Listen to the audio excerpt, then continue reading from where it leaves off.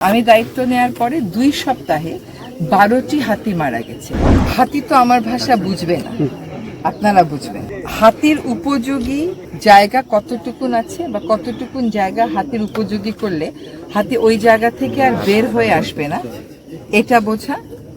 এটাই হচ্ছে যুগোপযোগী কথা, এটাই হচ্ছে বৈজ্ঞানিক কথা। এখানে আবিষ্কারের কোনো প্রয়োজন নেই।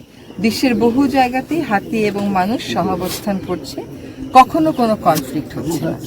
আমাদের হচ্ছে জায়গা কম থাকার কারণে এবং খাওয়া কম থাকার কারণে হাতির যেটুকুন জায়গা হাঁটার কথা দৈনন্দিন এবং যেটুকুন খাওয়া পাওয়ার কথা ওইটুকুন সে হাঁটতে পারে না, খেতে পারে না বলেই সে লোকালয়ে চলে আসে। লোকালয়ে আসার পরে তার জীবনটা কি খুব আনন্দের হয়? তা তো হয় না, তার জীবনটাও খুব কষ্টের হয়।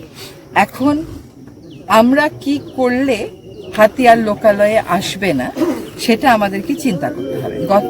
আমি দায়িত্ব নেওয়ার পরে 2 সপ্তাহে 12টি হাতি মারা গেছে। এটা কোনো স্বাভাবিক ঘটনা না।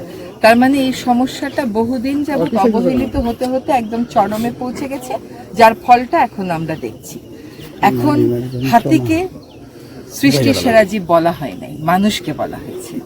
যে মানুষ এখন সৃষ্টির সেরা জীব হয়ে কি করলে হাতি ভালো থাকবে, কি করলে হাতি আর আসবে না, কি করা যাবে না, এটা আমাদেরকে বুঝতে হবে। ওইটা বুঝবার জন্যই আমি এসেছি। আমি একটা ছোট উদাহরণ দিই। আমাদের একটা চট্টগ্রামে এলাকা আছে KEPZ, সেখানে এরকম সারাক্ষণ হাতি মানুষ মারামারি। শেষ পর্যন্ত ওইখানে আমরা এলিফ্যান্ট রেসপন্স টিম করে দিলাম, তাদেরকে প্রশিক্ষণ দিলাম। ছোট ছোট কতগুলো কাজ। ইন্ডাস্ট্রির ভিতরে যদি সারাক্ষণ হুইসেল বাজান, হাতি বিরক্ত হবে।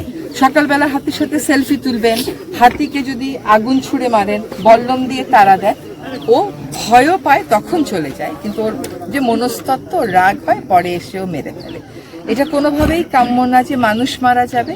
এখানে তো সান্ত্বনা দেওয়ার কোনো ভাষাই আমার নেই। এটাও কাম্য না যে হাতি মারা যাবে।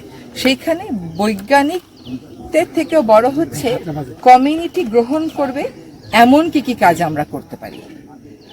বিজ্ঞানী দিয়ে এই সমস্যার খুব একটা সমাধান হবে না, এটা নতুন বিজ্ঞান আবিষ্কারের কিছু নাই। আমাদের সাথে আন্তর্জাতিক খ্যাতি সম্পন্ন একজন বন্যপ্রাণী বিশেষজ্ঞ আমরা নিয়ে এসেছি ওনাকে, যে হাউ ডু উই অ্যাড্রেস ইট। এখন এখানে আপনাদের সহায়তা আমাদের লাগবে। এটা খালি বন বিভাগের দায়িত্ব না। অনেকেই মনে করে কি পরিবেশটা খালি পরিবেশ মন্ত্রণালয়ের দায়িত্ব। সরকারের অন্য মন্ত্রণালয় যদি আমার কাছে আসে 10টা পাহাড় কেটে রাস্তা বানায় ফেলাবো, তাহলে সরকারের পরিবেশ দর্শনটা কি আমাকে বলেন? এটা ওই মন্ত্রণালয় ঠিক করবে যে পাহাড়গুলো কাটবো কেন, আমি পাহাড়গুলো কাটা ঠিক কিনা। সরকার তো বলছে, দেশের আইন তো বলছে পাহাড় কাটা যাবে না। সেটা আমাদের সকলকেই ওন করতে হবে। আমরা একটা সমাধানের জন্য এসেছি, সেই সমাধানটা হাতিকেও বাঁচিয়ে রাখবে, মানুষকেও বাঁচিয়ে রাখবে। এরকম একটা সমাধানের দিকে আমাদের যেতে হবে। হাতিগুলোকে তো আমরা অন্য কোনো উপায়ে সরাতে পারবো না এখান থেকে। তাহলে আমরা সহাবস্থান কি করে করতে পারি, এটা এলাকাবাসীর কথা শুনবো। তাদের যে ক্ষতিপূরণের দাবিগুলো আছে, এগুলো পূরণ হতে কত সময় লাগে এটা বুঝবার চেষ্টা করব। কতগুলো ক্ষতির তো পূরণ হয় না। একটা হাতি মরে গেলেও তার ক্ষতিপূরণ নেই, মানুষ মরে গেলেও তার ক্ষতিপূরণ নেই।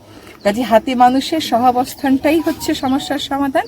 সেটা আমরা কি করে করতে পারি, এলাকার লোকে কি মনে করে, সেটা শুনে গিয়ে আমরা আমাদের কার্যক্রম করব।